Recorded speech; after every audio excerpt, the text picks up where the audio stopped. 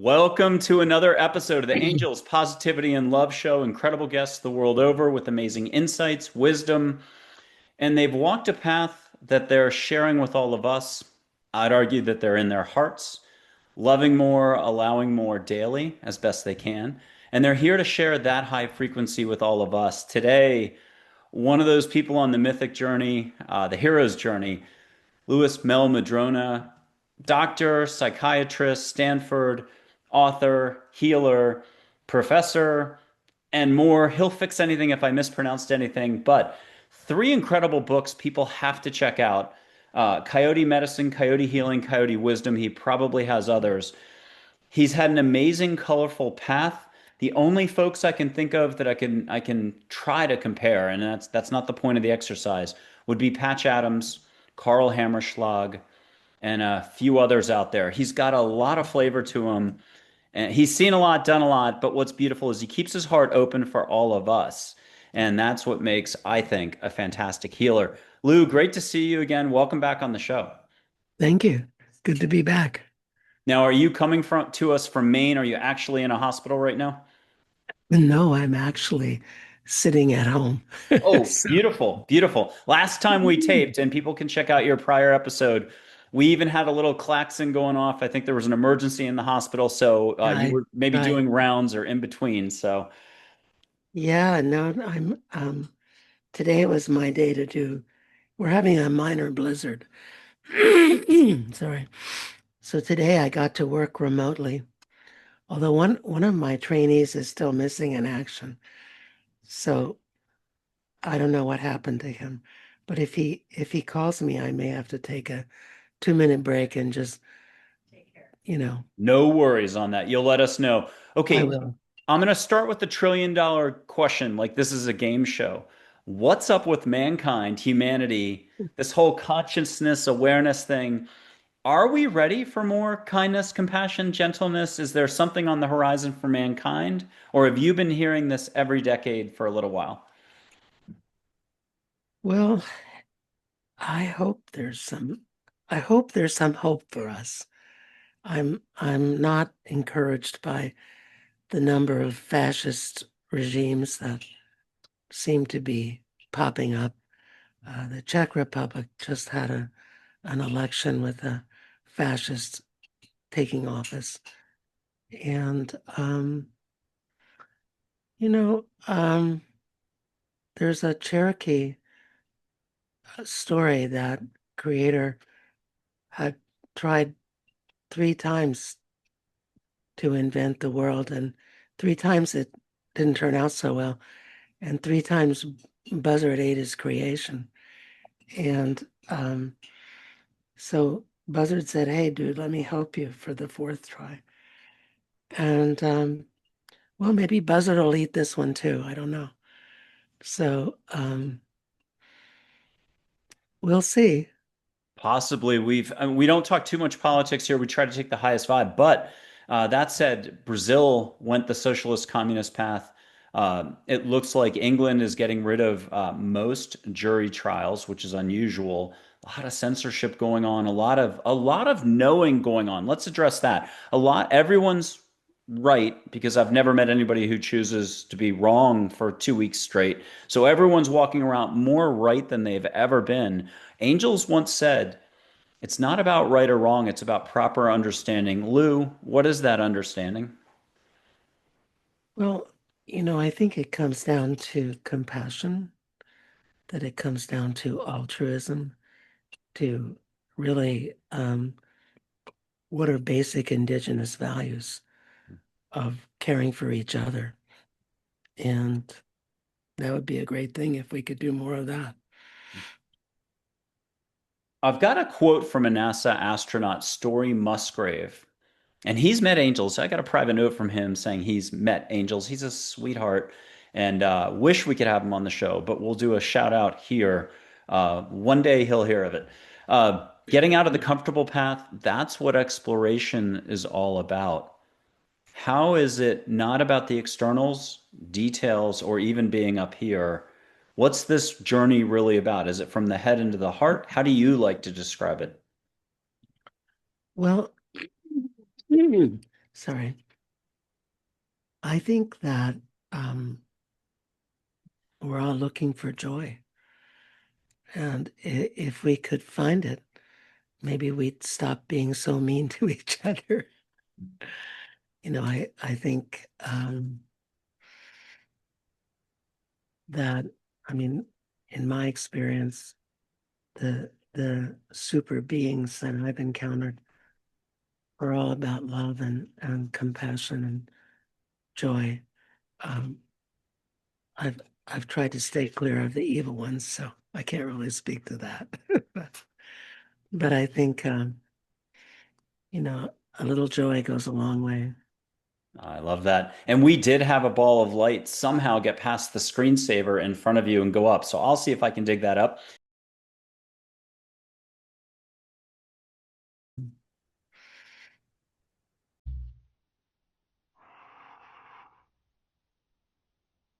If I do find it, I'll put it at the front as a 3-second clip and send it to you privately. The next question on that is the universe is awfully big, and it's a two-step question. You're not getting off easy today. One is love the fabric of the universe, and the second is could you share a concrete experience you had with the universe either during a ceremony, dream time, walking around a city? It could have been San Francisco, and a stranger with sparkly eyes said just what you had been thinking about that morning. Turn around and they're gone. One of those stories, very uplifting, or that still flashes in from time to time. It has never left you. Is love the fabric of the universe first? Well, I'm reminded of the book from C.S. Lewis, Out of the Silent Planet, in which he writes about how the whole universe is singing except for us, and that we're the silent planet, and everyone else is joyfully singing. And so I think about that. And yeah, I've had I think one of the encounters I wrote about in Coyote Medicine was sitting at the far end of the Berkeley Pier. And if anyone's been to Berkeley, it's a long pier jutting out into the bay. And I was I was a bit sad. It was a difficult time in my life. And a fellow came and sat down with me and we just talked, and he was really friendly, and it was a good conversation. And I looked away, and when I looked back, he was gone. And it was difficult to imagine where he could have gone.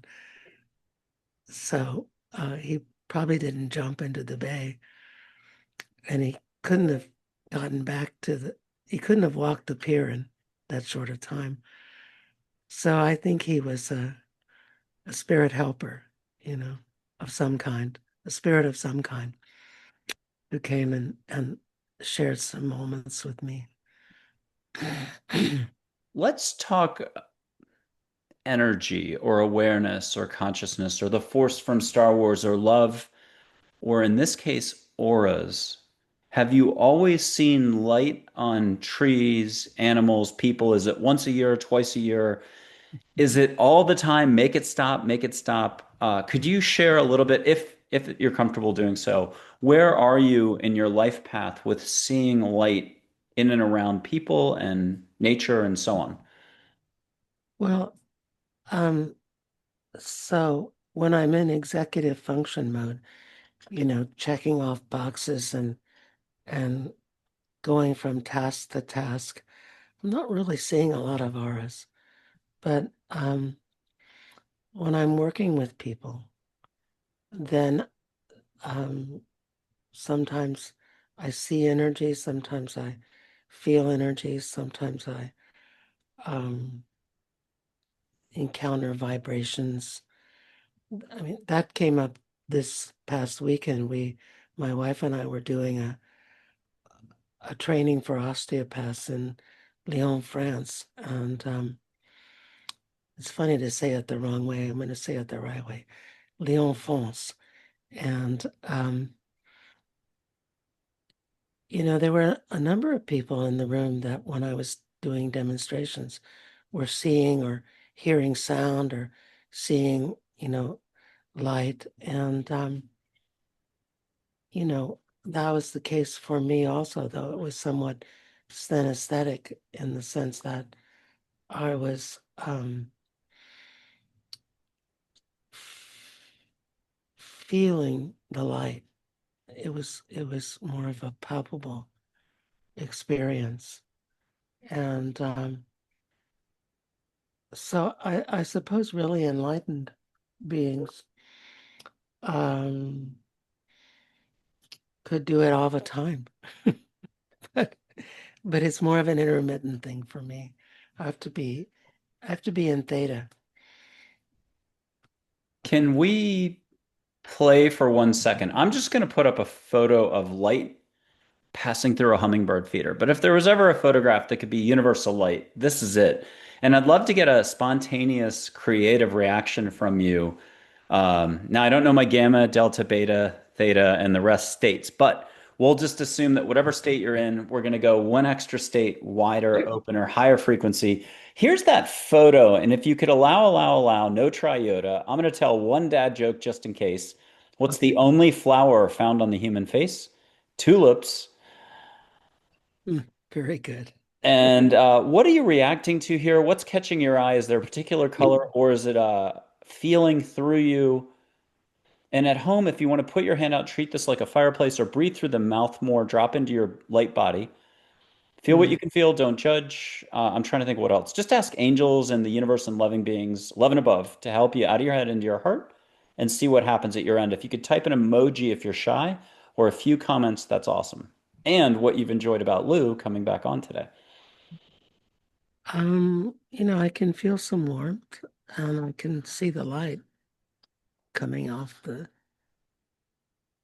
whatever that entity is. It's kind of cool. And I have another version, same hummingbird feeder. It was a glass hand-blown hummingbird feeder in Austin, Texas. And I just took a photo the next day. This is the other version of it. Wow. And I'd argue that's Tinkerbell in the middle, that white kind of, I but could see that. Yeah, I could see yeah. it. There's some winged being, small winged being in the middle there. Anything different here? Just a slightly different tweak on the vibration? Yeah, not as much light, not as much warmth. Okay. For me, at least. Since I opened my mouth, I do have a photo of Tinkerbell, and I do help people see, feel, and hear her like 10 different ways, including an Omega Institute staffer who's now down in Miami practicing psychology, psychotherapy. But she said in her testimonial, and Tinkerbell was my very favorite. It really is one of her most favorite figures. I had no idea. But here's an actual photo of her, side profile. And I don't know how to explain it. I used to hand the camera to folks. You can just see directly. So Yeah, photos yeah. are nice. They help you get a leg up. And I had to yap a little bit. Lou, in the last 2 to 5 to 10 years, what have you let go of that has allowed you to grow your awareness, not your thinking? Well, I like to think that I've let go of some judgmentality of myself and others, and that I've become more accepting of, you know, people in whatever state they find themselves. Um, I've become aware that we die, which, a few years ago I thought I was immortal. But, um, so I think I've let go of the sense that we need to be important, that we need to do something powerful or dramatic or otherwise earth shaking to be okay. And so I'm learning I'm learning to be okay with what I didn't do and that we didn't change the world. When I was 20, we were going to make everything different. That didn't happen. So I'm learning that's okay. we had fun on the way. We had some good times, some good laughs. You know, maybe that's what it's all about. But you rippled a lot of light and love along the way for sure. Lewis, I'm going to read a small passage from Unconditional Love Beings. I'd love to get your reaction in any direction you wish to take us. Belief is power, letting go is power. Catching your thoughts before you accept them as fact is power. Embrace the opportunity to explore yourself, others, and the world around you as it really is. This is power. Unconditional love is shiny, infinite, and already within you. What's your reaction to that? Oh, it sounds good. I have spent most of my life with around and working with Indigenous people and believing that I'm a descendant of of Cherokee and Lakota heritage, though undocumentable, based on adoption and untraceable father.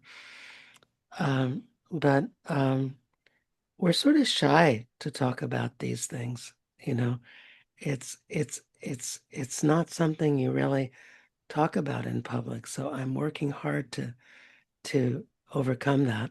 Um, I will let you know. And I, you know, I think that my sense is that the spirits are worried about us, that they're not sure that we're going to make it. And at least that's some of the conversations that I've been having with some of them who come by, the ceremonies we do. And, we've all engaged to some degree in hubris and in thinking that we're exceptions to the rule, or to whatever the rules are. And that's not going so well. So there's a saying that as long as one person is acknowledging the sun, saying greetings to the sun every morning, that the earth will continue. So I hope that's true, because I know a lot of people who do, including me. Um, and but the buzzard is in the wings, waiting to eat us if we stop. And the eagle is overhead, uh, reminding the buzzard that there's still a couple people greeting the sun and keeping the ways. So I'm not sure if that quite answered your question, I have but another quote. It might be from Karl Hammerschlag's book, Dancing Healers, but it'll lead us to the question of ceremony. In American society, we think something is happening when there is talking. In Native American tribes, something is happening when there is silence. Can you talk to us about ceremony and either firsthand experiences or in general, or how to walk more slowly, breathe more, allow more, grow your awareness to almost make life daily the ceremony? well, I think that that's what we're taught to do. I remember that you know, when I was growing up, my grandfather did talking circles with his compatriots, and that was a kind of ceremony. Um, they all they would sit in a circle and smoke cigars, and it was like a Quaker meeting. One of them would stand up and says, pro- provide some message that they received from the spirits, and then he would, he would sit down. There were no women in their circles, which is, I suppose, consistent with the 1950s. Um, and then they would be silent and wait. And for my grandmother, making coffee was a ceremony. She, I remember she and my mother getting into an argument about evaporation because my grandmother ceremoniously made coffee for the spirits every morning and sprinkled tobacco around the cup on the saucer. And by the end of the day, some of the coffee was gone. And my mother said, "That's evaporation." And my grandmother said, "I don't believe in evaporation. That's the spirits." so, so, and I've been participating in the Anipikaga, the revitalization ceremony, since 1972, and it was still illegal then. So the first one I went to, there was a priest there with his collar that he was going to put on if the police showed up to declare that it was a proper Roman Catholic ritual. And, when I went missing for my missing father, who was said to be Lakota by those who knew him, um, I I never found him, but I found Lakota spirituality. I found Sonny Richards, and that led to my sun dancing for now 28 years in a row. And that's been powerful for me. And the Sundance, there's 4 days of purification and then 4 days of dancing without food or water. And the idea is to get as close as you can to spirit world without dying. So that's the point. And it's been a very powerful experience for me, along with other ceremonies that I've attended. Here in Maine, we have the Awakening the Bear ceremony. So the funny thing is, this year when we did it, it snowed and hailed and sleeted the next day, and several of us said, "Well, that bear's not going to come out. We better do the ceremony again and a week later." But apparently the bear came out. So anyway, I keep forgetting the question, but that's an answer. That was What's an your answer. It was a good answer. I'm gonna put up a photo of Geronimo, historical photo, older him. He's action, dry wit, humor. What else can I say? Like a lightning bolt when he speaks, very fast. And not formal, proper, yes, no, more, yeah, nah, and can do any dialect accent. If it's Bowery Boys from the 1930s, he can do that.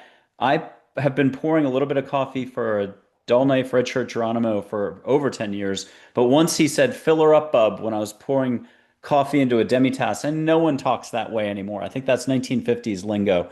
Here's Geronimo. If you could catch something privately from him and get a hug, and then if there's something public to share that he wants to share, if you don't mind being the messenger. Well, it's not my lineage, but I do have a client who does come from Geronimo's tribe. And so and he's had a very difficult life. He's probably been in jail as much as he's been out of jail.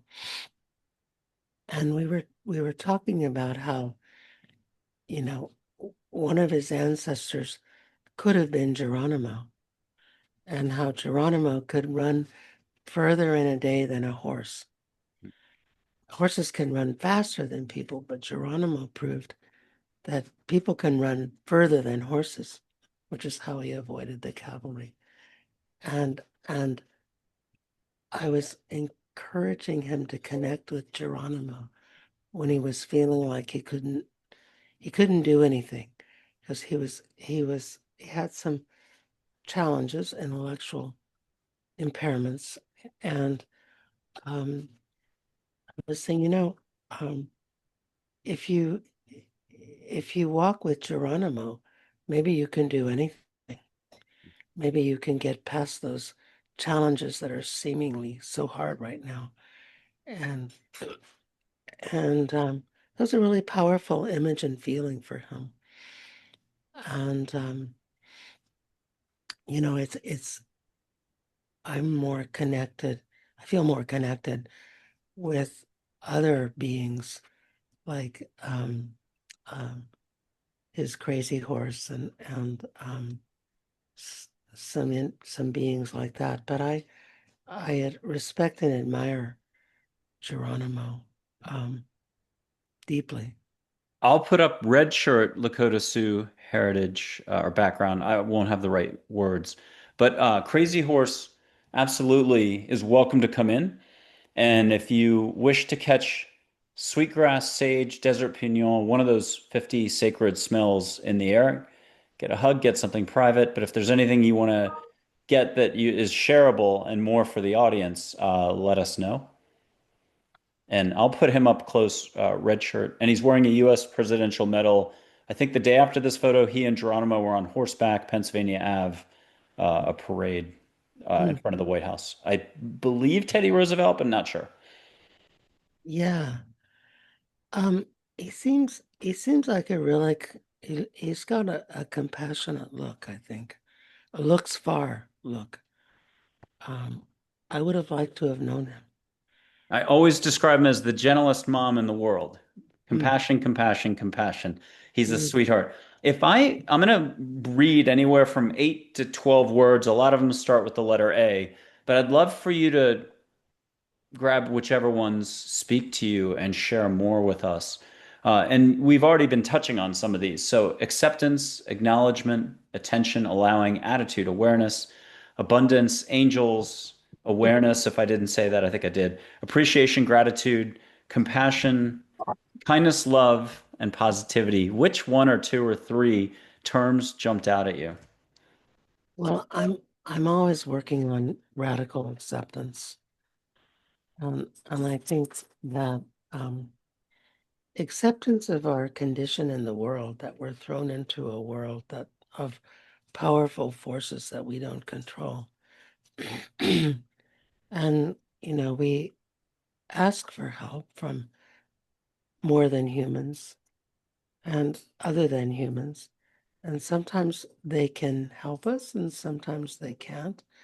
And so I think radical acceptance is acceptance of how things are. I was just talking to someone earlier today, a client, and she's terribly embarrassed of her terrible teeth, and I was saying, let's work on uh, empathy for you, that your terrible teeth are your badge of honor for all the suffering that you've gone through. And um, some people have invisible badges. They don't have terrible teeth, but they have other afflictions. And yours is visible. And other people, you know, maybe they eat too much as their way of dealing with their terrible afflictions, and so they look fat, and so they have a visible badge of suffering. So let's let's imagine, that we could feel as much empathy for you as you might feel for an animal, because we're really good at feeling empathy for animals. Well, most of us are. So what if you could just practice seeing your teeth as your badge of courage that you carry um, into this world, into this life. That's testament to your suffering, to the present moment, and and that's okay. Let's see if you can accept that that's your badge and wear it more proudly than you've been doing. So, again, I forget the question. I'm It so was a beautiful response. And it was just responding to all the different words that I had listed out there. And that was a great answer. With your permission, I'm going to light a little bit of sage here in Texas. You're in Maine. And we did this before the show. And I'll just light some now. And folks who have watched the show before, you can catch the scent of sage. It doesn't matter what year it is. Just it's really your heart doing the smelling without smelling, the Zen thing. But it doesn't have to just be sage. It can be flowers, ocean. Ask for extra from the universe. No limits is no limits. What will you allow for? Maybe a question later that we do. What should people, how do we allow for more daily? That's the rub. Mhm. Um, Welcome to being human. Okay, here's the sage, and I'm lighting it. Some people taste it at this stage. There's not a lot of smoke. No need to taste it. Just ask angels to get you out of your head into your heart. Are you already catching a campfire sage, something smell at your end? Well, I can smell sage just at any moment, so I can smell it now. Okay. I mean, it's such a wonderful smell. Here in Maine, the locals use a different kind of sage because the that sort of sage doesn't grow here. It's called pearly everlasting, I and didn't know. it's an Artemisia species, and it smells really good. But it's not, the kind of sage we pick in South Dakota is Artemisia ludovicia, which is also known as basin sage. And the kind of sage that's mostly sold is California white sage, which is a different species of Artemisia. And I prefer the ludovicia when I can get it. We tried to grow it here. It doesn't grow here. We could grow it. We lived in Augusta for a couple years and we could grow it in Augusta. But when we moved north to Orono, it doesn't grow here. Just but there's lots of pearly everlasting all over the place. So we pick that and dry that and use that. Nice. I'll put up a darker background for showing a little bit of light. If you'll just share what colors you see, and I'll tell one dad joke. It's a great excuse to tell a dad joke. This will be the fruits and vegetables. They decide to throw a nighttime garden party. They string up the nightlights, hire the best DJ in the city. In the middle of the party, a very excited carrot jumps up on the table and yells, "Let us turn up the beat." And I'm just going to have a little bit of light show here. It's whatever people will allow for. We did this before the show too. Lewis, what are you seeing as a filament of light between my fingers? I'm not really seeing light, but I'm feeling connectedness. So it may be one of those synesthesia moments. I'll put it this way.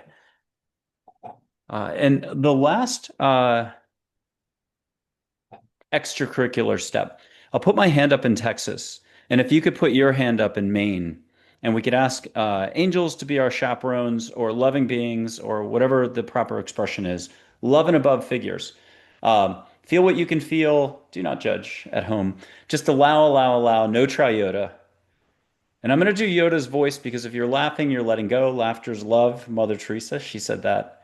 Do not. There is no try. Hmm. Are you feeling a little energy around you or on your palm? Yeah, I can feel vibration for sure. Okay, in a last act, I'm going to whoosh with this hand like I'm playing ping pong, and I'm going to blow to the microphone down below. A little aloha Hawaii if you prefer, or just we'll let angels and everybody figure out what you actually get, if we get anything. Here we go.